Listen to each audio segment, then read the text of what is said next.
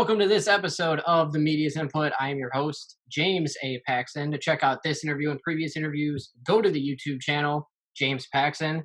My last interview was with another WSGW coworker of mine, Mr. Rick Antonio. And then today we have another WSGW coworker of mine.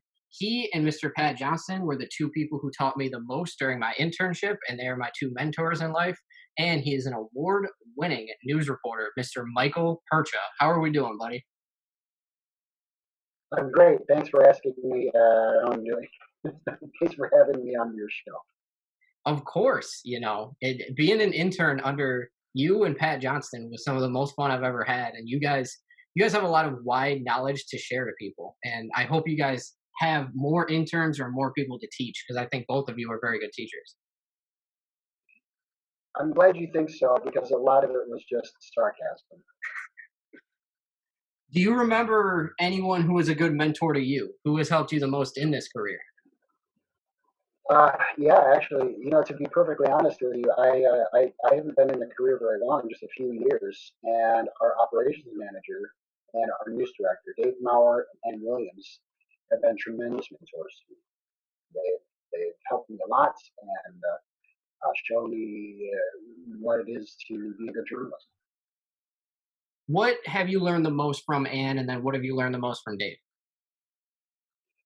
I would say Dave is a stickler for attention to detail, and he really showed me that certain things that are necessary for a news story. Working in radio or commercial radio, it's a little different than working in say public radio or broadcast television, because you don't have a lot of time for stories. So to find the meat of the story and to focus on those details. And where Ann has really helped me along is to recognize what a good story is. She's really shown me that even though I might be out on assignment for one particular thing, to always pay attention to anything else that might be going on that would make it a good story. And Ann has been instrumental in helping me along those lines. Do you remember when you first started, what was one thing that you had a lot of trouble with? Editing. Editing was huge. I was used to long and verbose, long-winded pieces of essays, or I had written for my college newspaper. I went to Delta College in Bay City, and there's room and time for a lot of detail. Working for commercial radio, as I mentioned, Dave showed me how to do the meat of the story. You have to really pay attention to the detail, but at the same time, you have to do away with all the details that aren't going to fit into 30 to 45-second soundbite. So self-editing was a big struggle for me to take a complex concept and narrow it down to something that was going to work for radio. Who do you think in the state of Michigan or in the Saginaw or Detroit area has been one of the best news reporters when it comes to commercial radio? Well, that's a good question. There's a lot. Public radio and commercial radio are different beasts, but there's there's great people on both sides. But where commercial radio is concerned, I think that, and I know this would maybe irk some of the people I work with, but some of the people with Michigan News Network, of whom WSGW is an affiliate, we broadcast a lot of their stories. They do an excellent job in commercial radio. Jason Scott, I believe, is one of the best in the business. And coming out of Detroit, and this guy has been around for a long time. He's the Lansing bureau chief. And he's Tim Skubik, and Tim Skubik, he had his own show off the record. He does work for, I believe it's WWJ in Detroit. I might be mistaken about that. But also, he's affiliated with Michigan News Network as well, and he's legendary. I mean, he's been a journalist for decades, and his work is top notch.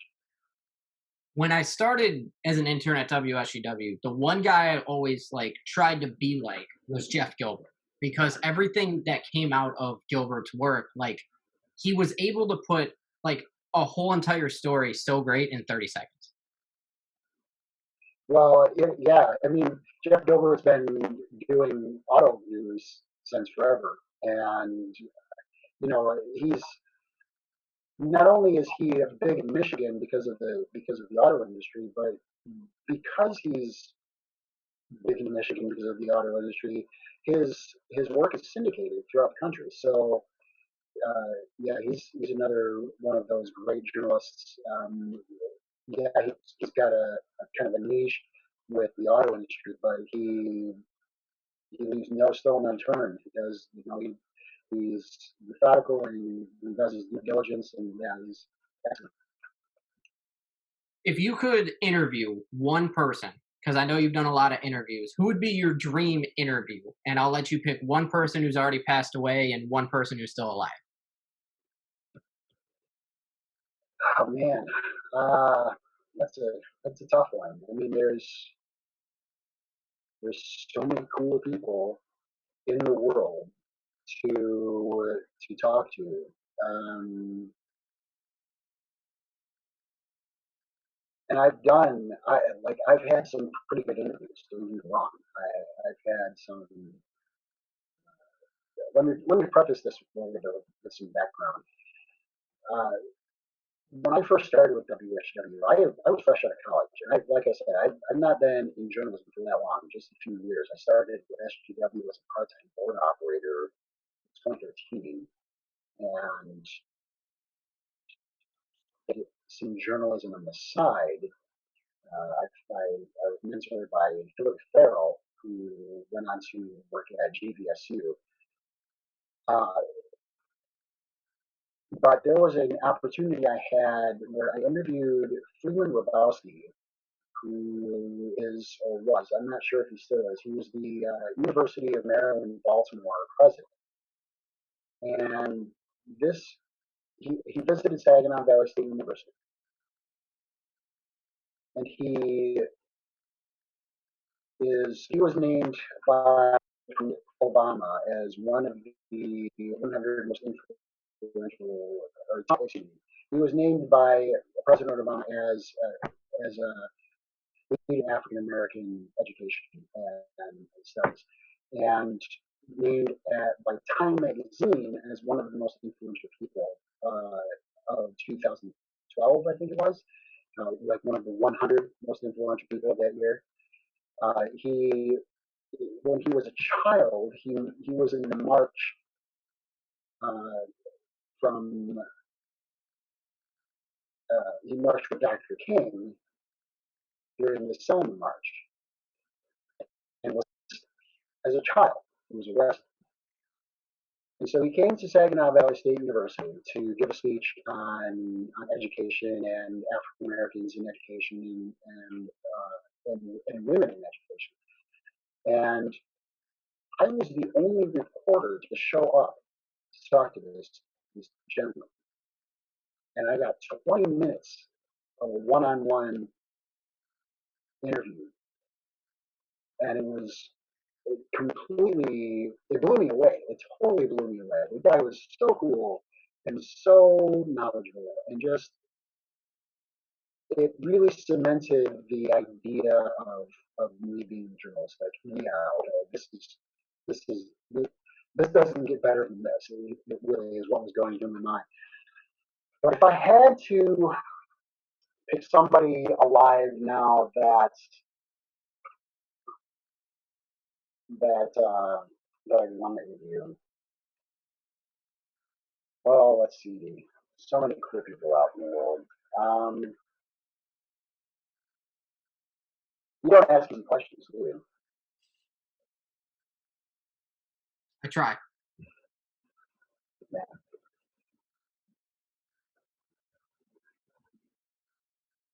If you had to pick one. If I had to pick one, if I had to pick one.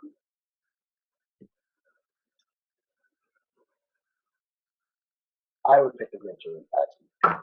No, I mean I'd like to do this. I would say I would say Greta Thunberg, actually. Okay. Yeah, so she's the Swedish climate activist who started a climate protest back in 2018, where she was skipping school on Fridays and sitting on the steps of the Swedish Parliament, and it sparked this movement, this worldwide movement of young people who are concerned about climate. And she,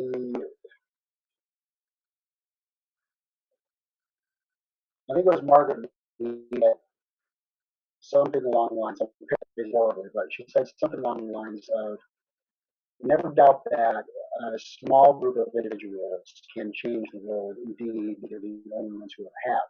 So this one person has sparked an entire movement globally. And regardless of what people think about climate change, whether they're skeptical or whether they believe that it's happening, how one individual can literally change the world is mind blowing to me, and I think it would be really interesting to sit down with this girl and have a conversation. And I say girl, but really, I mean, she's a woman. I think she's over 18 now. So yeah, I think that's the one person I really enjoy talking to. Do you remember the wildest story you've ever covered so far? That was the story. Wow, yeah, I think it was the Trump rally in 2015 when he was campaigning for president. What was so He crazy? came to he came to Birch Run. Birch Run, for those who don't know, Birch Run is a community in Saginaw County, south of Saginaw. Radio station is Saginaw. So he was campaigning for president in 2015. He came to the Birch Run X winner. I think that's a different name now. But there was a press conference before the rally, and I didn't speak with Mr. Trump one on one. It was really just a bunch of reporters sitting in a room, and he was talking, and people would shout out questions. And then he gave the rally, and there was a lot of people there. Excuse me, there was probably 2,500 people max capacity in the Expo Center, and then there were hundreds of people outside waiting to try to get in or hear him speak, and there were some protesters there as well. There were people that were not happy that he became the president. But the most surreal part of the interview, not the interview, excuse me, the rally was afterwards. And I was trying to get kind of man on the street reactions to his speech and just asking how people felt about the the speech and what they thought about Mr. Trump and his chances of winning the election, et cetera, et cetera. And everybody up to a certain point was they were polite, they were engaging, and they were excited about having Mr. Trump as a president. Somewhere out of the blue, somebody shouts, "The media sucks," and like 15 to 20 people just all eyes turned to me and started shouting it over, over, over. And I felt it was so surreal. It felt really weird. And I thought to myself, what's going on here? I was just having a good time talking to all these people who were also having a good time, and all of a sudden I've been vilified for whatever reason. I was kind of like, okay, maybe I should go. And yeah, it was just it was a strange. There was a lot of high energy during the whole event, and then that energy just kind of turned dark at the end. And, I think that's the yeah. I would say that's definitely the wildest experience I've had as a reporter. It's safe to say you were scared. I was scared. I was definitely nervous. I mean, just to have so many people turn on you and with this look of these looks of anger and disgust and shouting at you.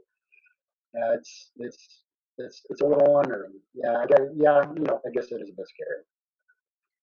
When it comes to Mr. Donald Trump, would you say he's the most president where people either like him or hate him?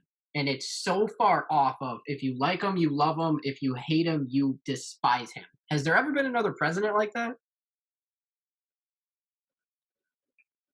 Probably. I mean, I don't know about my lifetime. I'm 43. Um, I know that George W. Bush wasn't very popular, but I don't think the country was as polarized in the early 2000s as it is in 2020. Um, George H.W. Bush, so when president, like again, the country wasn't polarized. So, um, I mean, but we have 200 years of history. And to, to be perfectly honest, my history is not my strongest suit. Uh, so I couldn't name off the top of my head another president who who is as who's going through a time as polarized as we are now. Although Kennedy was assassinated, and Kennedy was assassinated. JFK, Kennedy was assassinated. Well, I know Kennedy was, but yeah. So anyway, we've had a couple of assassinated presidents, and so. But even then, I don't know. You know, that's a that's something to look into. I use my journalistic skills to delve into the history of polarization in the United States. From being an intern and working for you to becoming a coworker and working at the same station as you, you're very much clear that if you're a news reporter, you don't share your opinion. And where did that come from, and why are you so strong on that?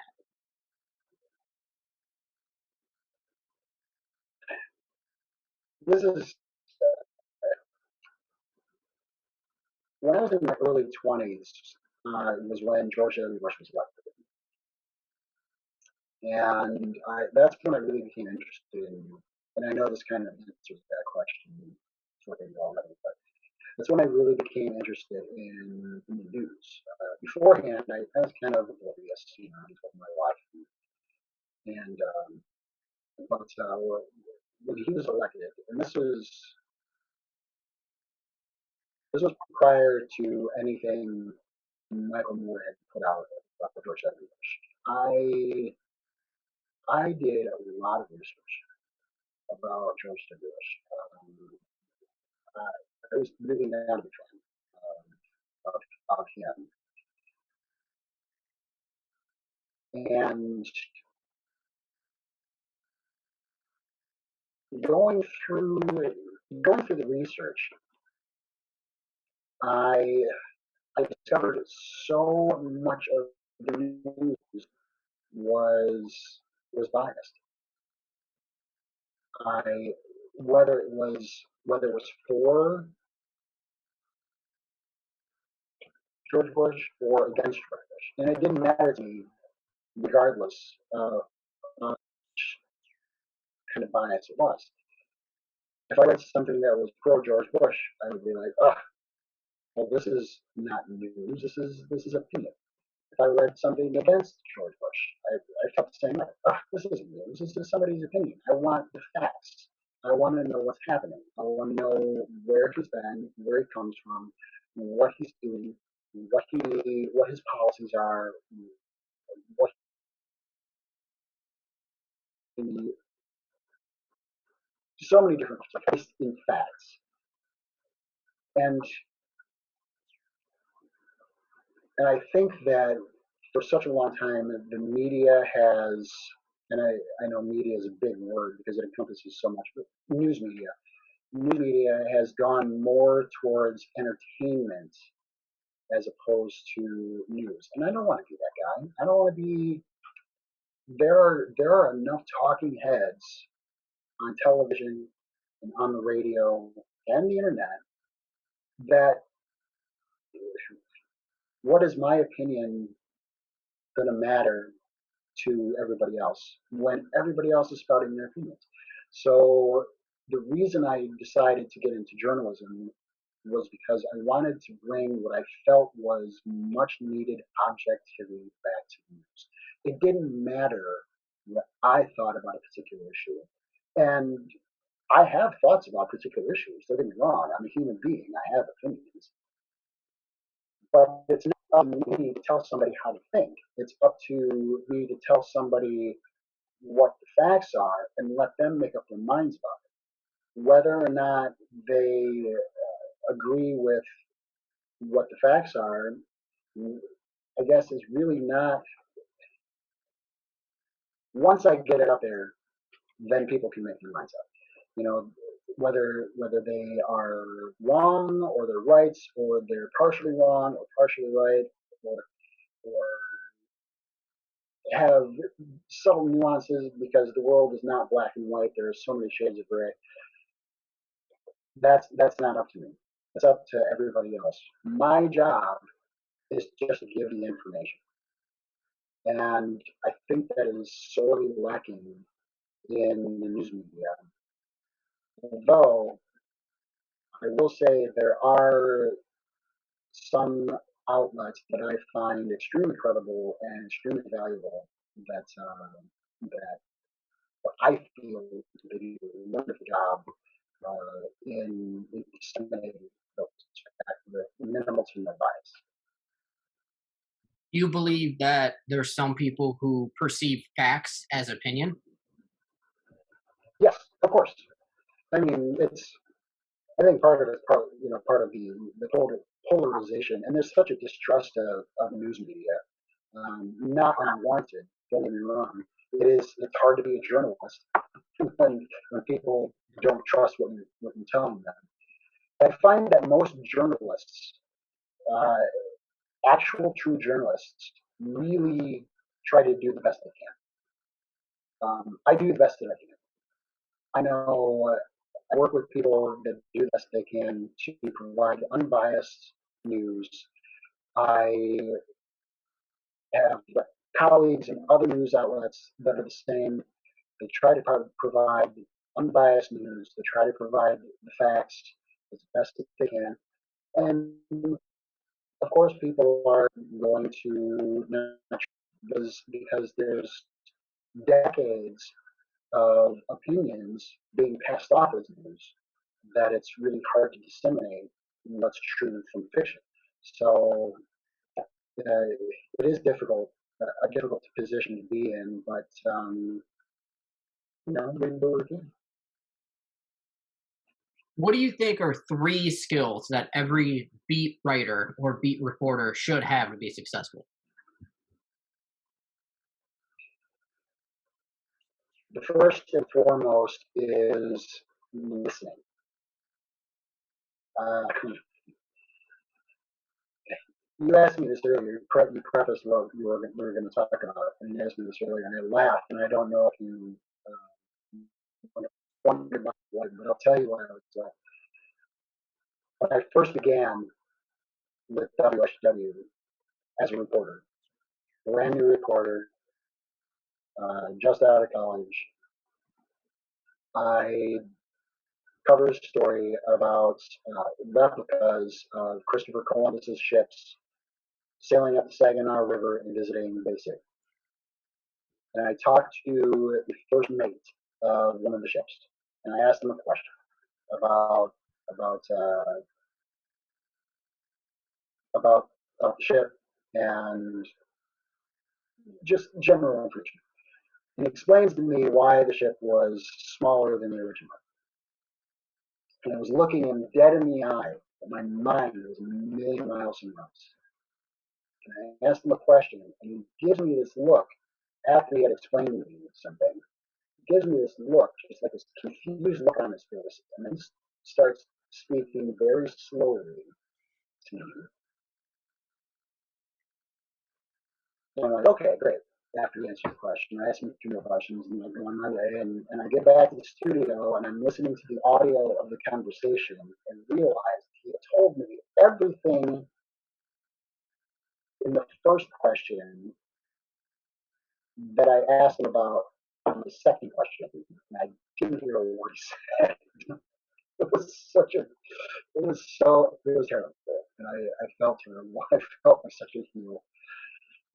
So definitely listen to who you're speaking to and who's speaking to you. That's the first thing. Secondly, take notes. Take notes. If you take notes, then it's like taking notes in class when you're a student. It reinforces what's being told to you. Even if you're working in television or radio, and I know a lot of people don't, but even if you're working in the radio, it's really a good idea to take notes because you might miss something pertinent otherwise. Like when somebody's telling you about their ship, I have no idea what they're saying. And the third thing I would say is to, regardless of what you're covering, try to be uh, I think my favorite part about being a journalist is that I get to talk to people about what they're passionate about. And even if you're covering a storefront or a store, they're it's their livelihood, and they're very excited to be 150 to 1,000 ribbon cuttings in the past. But to these people, this is brand new to them. This is something that's exciting and worthwhile in their lives, and so be interested. Be You're not going to be a good reporter if you just go there and feign interest and your mind is in million miles away. Get involved, or at least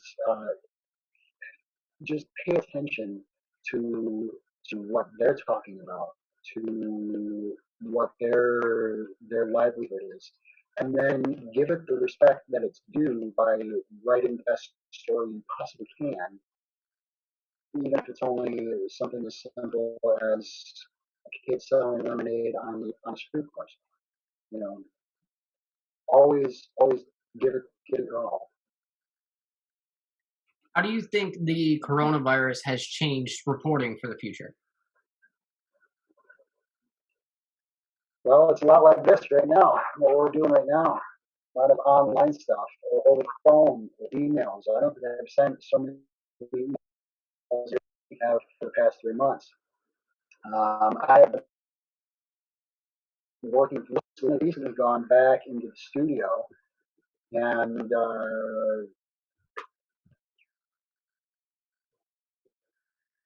going out into the field is dangerous.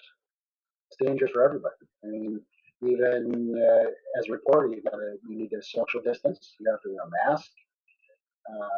You can't put a microphone under somebody's face like you could beforehand. No TV cameras, I guess, don't really have that issue.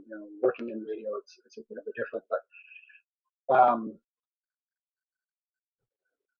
yeah, the COVID-19, it's rough and it's impacted everybody, and we're not exempt from that. Having to talk to people now is no longer face to face for the most part. It's over video, or it's over the phone, or it's through email. Um, and there's I would say there's a bit of a disconnect.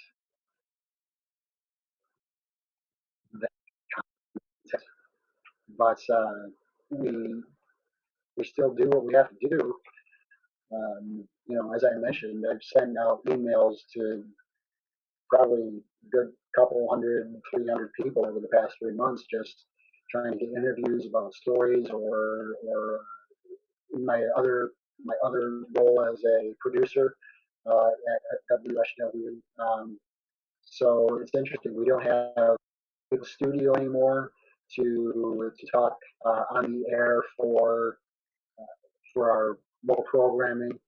Even our host of the Art Lewis show has been doing his show remotely and from his house. So it's kind of an interesting dynamic of how things work now. Um, I like to joke with some of my my family and my coworkers, especially Kat Johnston, who you talk to about you know. Even though I'm a reporter, I'm still not much of a people person, so it's kind of ideal that I've been working from home. But you do miss that personal connection with people that you don't get unless you're face to face with them. Where can people read your articles and listen to what you do weekly? WSGW.com. You can see our news stories on WSGW.com. You can listen on WSGW. You can also go to our Facebook page. Just type in WSGW to the search bar. Excuse me. We also have a Twitter page. So much of what we post gets posted on Twitter as well. All right. Thank you very much, Michael. To check out this interview and previous interviews, go to my YouTube channel, James Paxson. And as always, thank you to the guest, Mr. Michael Percha. Thanks for having me. It's been a great time.